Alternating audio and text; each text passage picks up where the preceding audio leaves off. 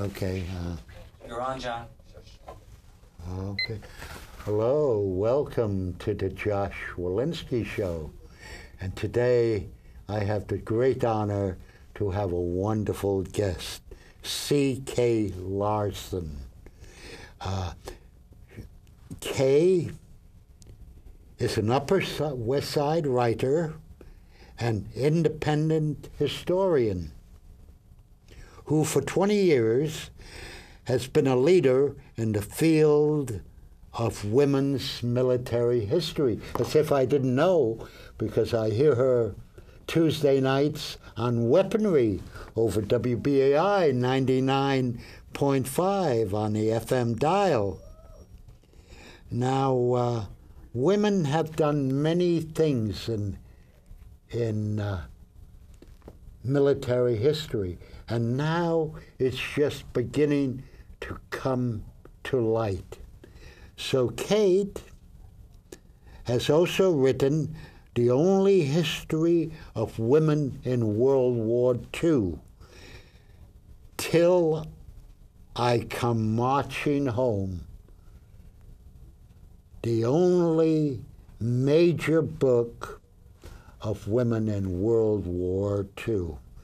Tell me, Kay, since the subject of women's military history has received increased attention over the past number of years, why did you want to come on my show today to talk about it? Why now? Well, thank you very much, Josh. And first, I just want to start off by thanking you for inviting me here, and a great production team you have. In answer to your question, there is a very simple answer. On April 12th of next year, 2011, that will be the beginning of the 150th anniversary of the American Civil War. And basically, for 150 years, women's role in the war has been neglected. So I thought that by trying to kind of jumpstart the process on the publicity for the 150th anniversary, which I hope New York City will participate in a number of ways, that we can get the ball rolling on getting more publicity for the role that women played and get some of the better-known heroines of the war known. Yes, and I came across an article in sort of a redneck magazine on blacks, over a couple of hundred blacks who served in the Confederacy and so on, which really amazed me. And you really have to, you can't be a redneck, you've got to be a progressive thinker to realize that women played a major part in the American Civil War. Could you tell us about some of those women? Absolutely. Well, first of all, I'm not the only one that's been working on this topic. There's a number of us, but not enough. We need more people writing on the topic. But over the last 20 years, one of the things that we found is that there were many more women who went to the field in the Civil War than anybody had ever imagined. For instance, Jane Schultz, who's the expert on women nurses, now estimates that no fewer than 20,000 women went to the field as nurses and hospital aides, and that was just in the North alone. My friends and I have documented several hundred women who disguised themselves as men and served as soldiers in the Civil War. The other roles they played, that there were many many scouts, couriers, and guides that worked with regiments. There were battlefield medics who went and tended wounded on the field under fire, Annie Etheridge of the 5th Michigan being the most famous. There were U.S. Army detectives. There were agents on both sides working for the government as spies and behind the lines. In the South and the North, there were arsenal workers. A number of them were killed in explosions that fortunately rarely occurred, but they did. There were women telegraphers in the North, and in the South there were even women guerrillas and bushwhackers. In specific examples, actually a cousin of mine, Frances Deming, age 20, served with the 17th Ohio Infantry Regiment for 9 months before she was discovered. Dr. Mary Walker, still to this day, is the only Medal of Honor awardee, and she was the assistant surgeon of the 52nd Ohio. And if I can cue the slides, I see them on the monitor. I hope they're up. Looking at the left is Katie Brownell, and she was a color bearer of the 5th Rhode Island Regiment. She left because her husband had basically joined. The middle slide is of a woman who obviously seems to be with her family, her husband and children, with the 31st Pennsylvania Regiment, and she seems to be either cooking or doing laundry. And then on the right is Mary Walker, Dr. Mary Walker, and she was also a battlefield medic besides being the surgeon for the 52nd Ohio. And so those are just examples of some of the women who went to the field. Beyond that, I believe that there are at least 7 women who played such critical roles that they can be said to have helped change the course of the war itself. Yeah, well, you know, you ask an average northern school child why the Civil War was fought, they'll say, well, it was fought to free the slaves, which is really a misconception. Why was the Civil War really fought? And what were the causes of the war? And how did these women feel about it? Why were they compelled to serve in the capacities that they served in? Well, your first question, Josh, you know, we could be here all night, and the topic is still being heavily debated, and in recent years, even over the issue of whether slavery, you know, started the war. But almost every academic basically says, and I agree, that slavery was the root cause of the war. In other words, only on such a morally reprehensible basis would we have fought each other to such a degree. You know, what are we going to do? Fight over cotton bales? You know, that was it. It was because of slavery, but the slavery system built up to cultures that were also basically established an aristocracy in the South. So it was a bigger issue than just slavery. It was what kind of political and social system we were going to have in the United States that the South wanted extending. I mean, I know Illinois farmers who wrote, it's not just about you know, freeing the slaves. It's about whether the rich are going to rule and the masters shall rule, and everybody else shall basically be their slaves. One of the little-known facets of the Civil War is the whole issue of the renting out system, that an Illinois politician basically ran for office saying that he remembered as a child or a young man in Kentucky being rented out for $72 a year because he had to rent out at a lower rate than the slaves were. So basically, the slavery system kept the whites in a poverty status. So it was slavery, but it was also all that produced. And so the women saw this also, who could not see it. I mean, we all know about Harry Beecher Stowe and Uncle Tom's Cabin, et cetera. And what is a little bit irritating about everybody's new discovery about women's military history is women have always served in all our conflicts. In the American Revolution, there were water carriers and artillery units. They were spies. They made bullets. They served on Navy ships as nurses. So women have been involved with the armies in every conflict we've ever had, and were as patriotic as the men and served for the same reasons as the men. Yeah, I see something very interesting here. You know, I would ask you, you know, going by the general trend of the situation, poorer and impoverished people generally serve in the military. But many of these women, or some of these women, were middle class and upper middle class. Like I'm reading about Alla Carroll, who you wrote about, who was actually the daughter of the governor of Maryland, and also served as a political activist and so on. Could you tell us something about her? Sure. Well, actually, it's interesting you should mention that about the, you know, the poor supposedly always just being cannon fodder. What kinds of women? I mean, what classes were these actually, I'm going to give you in? two examples because the two I want to give are two women who did helped change the course of the war, and it kind of shows that war is an equal opportunity employer, you know what I mean? And they're perfectly juxtaposed now that you mention this. Anna L. Carroll, as you say, she was the elite of Maryland, a Carroll family of Maryland. Her father had been governor during 1830. She was a campaign manager for Governor Thomas Hicks of Maryland for his election in 1857, and she had been a nationally known pamphleteer and politician during the 1850s.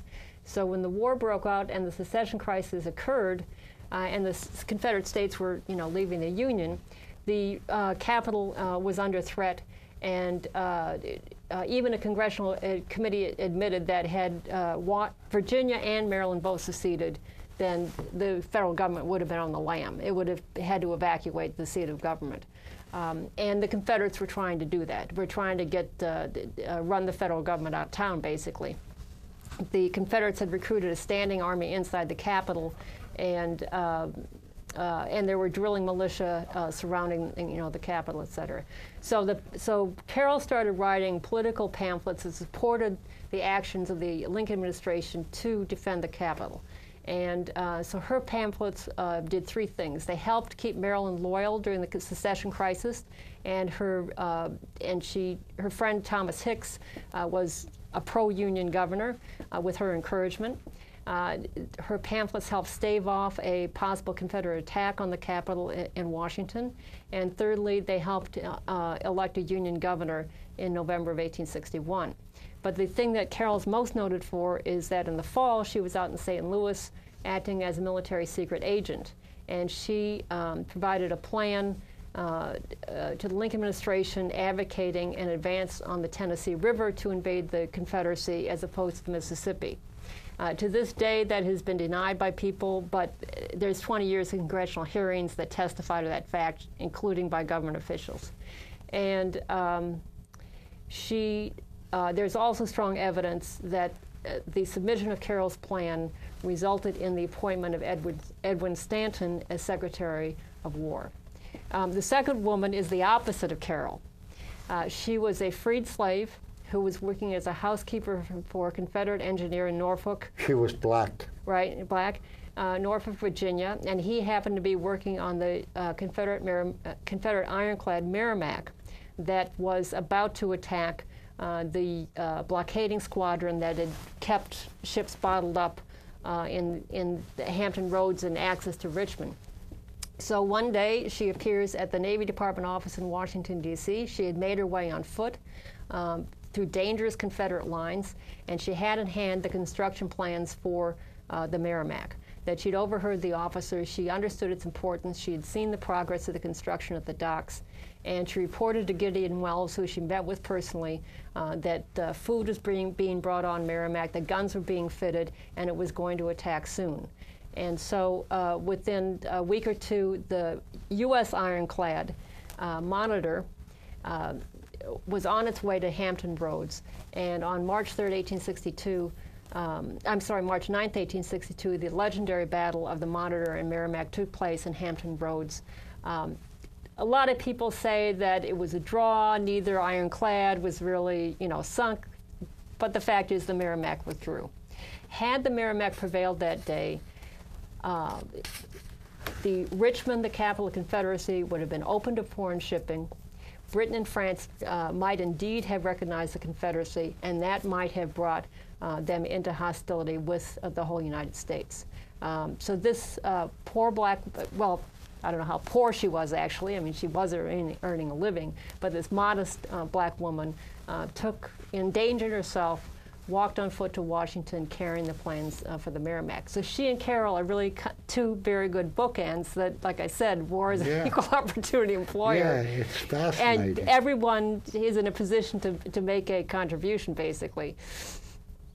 Yeah, it's really fascinating, and I even to this day, I see among the sailors there are several women, and they really are very, very, it's very good to see them, and they are really one of the many who are doing a good job, and you can see they're one of the crew, full-fledged, you see.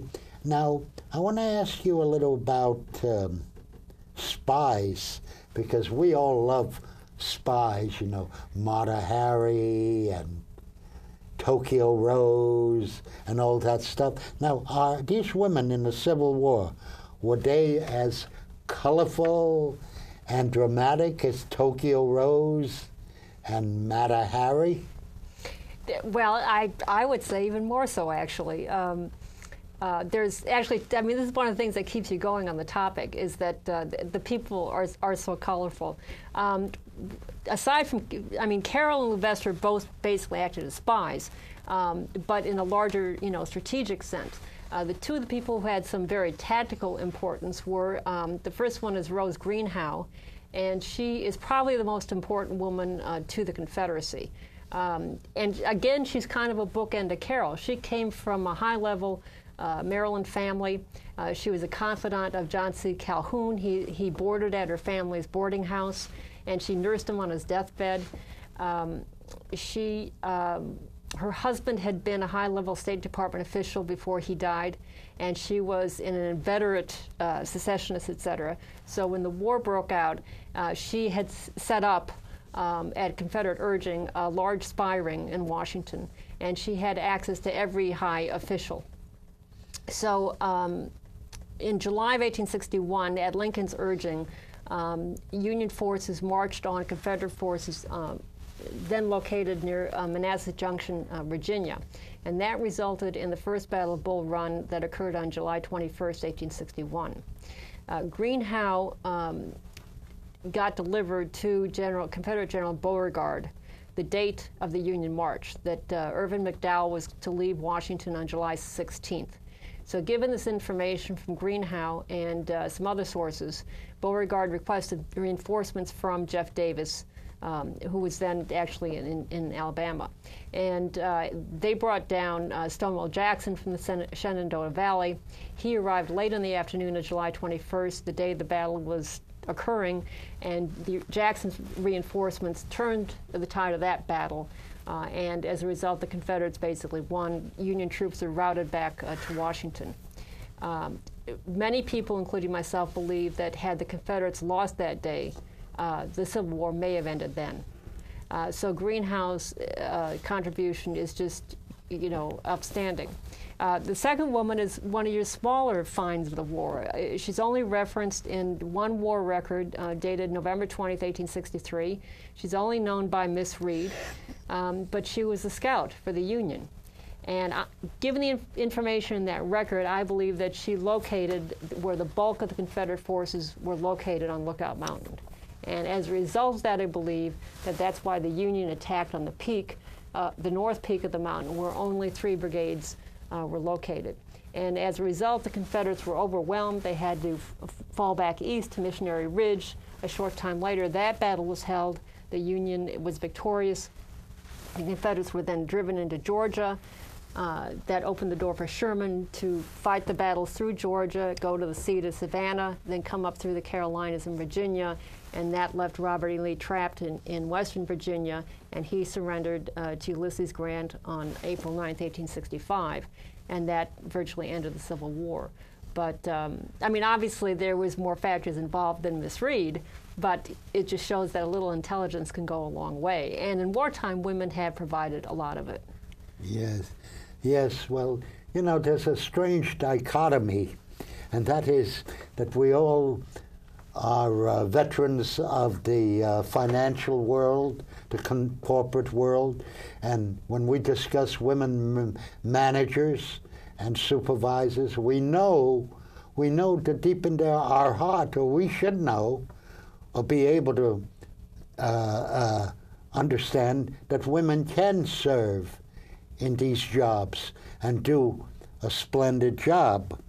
And you certainly have convinced me that women were not just marginal players in the Civil War. How does women's conduct in the American Revolution and World War II compare? Well, again, similarly, I mean, we know less about the American Revolution. There seems to be less involvement. My gut feeling tells me that there was more but it's hard to put your finger on.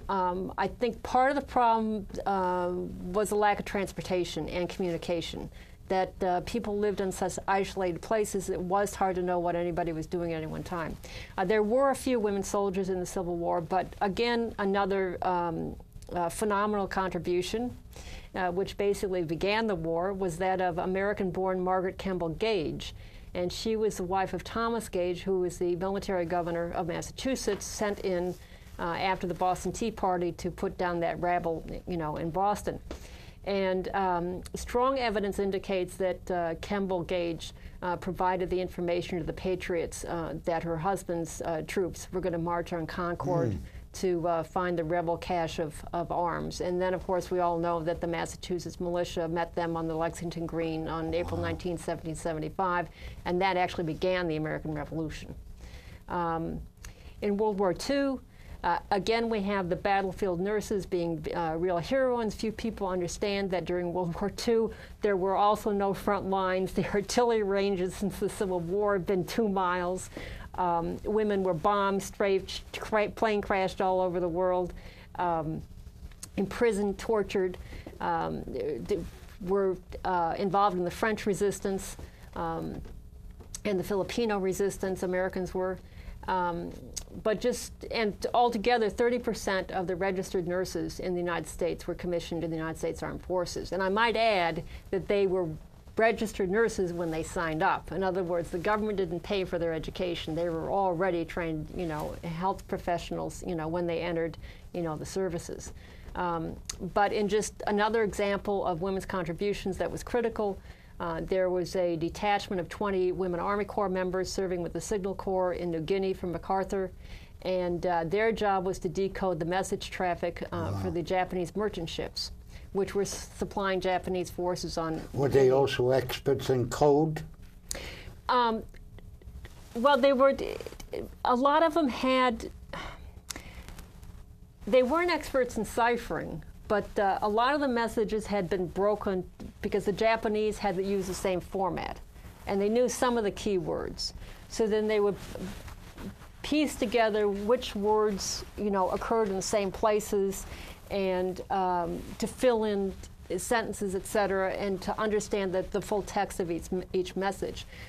Even though these were enlisted women, a number of them came out of top universities like the University of Michigan, University of Wisconsin, my alma mater, I might add, and were librarians, were linguists, So we're talking, really top, basically people who would otherwise have been officers, quite frankly, with their levels of education. Anyway, so they basically, decoded the message traffic for the merchant ships that our submarines sank. At the end of the war, Hideki Tojo, the General-in-Chief of the Japanese Armed Forces, said that the destruction of the Japanese merchant fleet was one of 3 major reasons why they lost the war. And I might add that the Japanese considered this WAC detachment so important that they actually attempted to stage an attack specifically on the WAC barracks. And they also made the mistake that Tokyo Rose broadcast that they were going to attack. Apparently it was really true. I've talked to the veterans of that unit. And the veteran that I spoke to, Ginny Blakemore, told me that they were told the next morning that the Japanese planes were on the way, but the American fighters had turned them away, that the attack had never materialized. Yeah, that is really very, very interesting. One thing that might sort of be a sort of a turnoff is the freakish, the freakish stories, concerning women soldiers. Like, for instance, men who turned out to be women, and so on. There have been cases like that. I don't know too many stories about. I don't know one story of a man who turned out to be. I was thinking actually there was a case of Billy Sunday of a woman who turned out to be. I'm getting confused myself. I think that was. Yes. It was a man who said it was a woman, but it turns out that he wasn't. He was faking in some kind of way. It was a convoluted story. That's right. Yeah. But actually, there's some very amusing stories, especially in terms of the way the women got discovered. Most times, the way they got discovered was when they were wounded and brought into the hospital. But there's some cute stories, particularly having to do with their clothing, because these women would sometimes forget that they weren't dressed in dresses. And in one case, a woman got up one day and forgot that she was wearing pants and began to put her pants over her head as if it were a dress. In another case, they were tossing apples, from an orchard, and the woman reached down and thought she had her apron to catch the apples, and the apron just wasn't there. So there's some kind of amusing ways in terms of how these women were uncovered. In another case, two Teamsters working for Sheridan apparently had discovered some applejack and had gotten drunk. And they fell into a creek and were drowning. And so when they went to revive them, they discovered they were women. So there's some very amusing stories out there. Yeah, that's an amusing part. Of course, what really brings a lot of sadness and questions in my mind are the so-called women terrorist bombers. And I remember the New York Post running that picture of an armed guard supposedly there to protect us on the subway, which is really an impossibility, because how is an armed guard with an automatic weapon on a subway going to be able to defend us against a girlish, innocent woman who is laced with dynamite? I think that's an impossibility. There's no way to figure that one out. Well, I think that's one of the, from what I've read, one of the reasons that some of the training, especially at the airport, is going toward micro, I can't even remember what it's called, where you look at expressions on people's faces, et cetera, because it's not just women. In Iraq, they've used children to disguise bombs. Yeah. Well, anyway, this has been the Josh Volinski Show, and it's just been a great pleasure to have you on, C.K. Larson, and you can mention the books you wrote. Okay. The first one, my biography of Anna Ella Carroll, is Great Necessities, The Lifetimes and Writings of Anna Ella Carroll. And the second one was a novel that I wrote based on partly on my family in Illinois. And it's titled South Under Prairie Sky, the Journal of Nell Churchill, U.S. Army Nurse and Scout. And it's a work of fiction, but it's almost totally fact-based. And I source everything, so I will not be sued for plagiarism. And I have some essays and other information as an underbook. But everybody seems to like that book, and I think it's actually very authentic as a work of fiction. Thank you. And they're available through Ex Libris Corporation. That's exlibris.com. There you go. Yeah, well, no, you still have some time and you're on. So you can say a few more words. I'll give the phone number, 1-888-795-4274. You can call and put in your book order now. Right. But anyway, thank you again very much, Josh, for having me on. Thank you very much. It's really been a real thrill. Yes.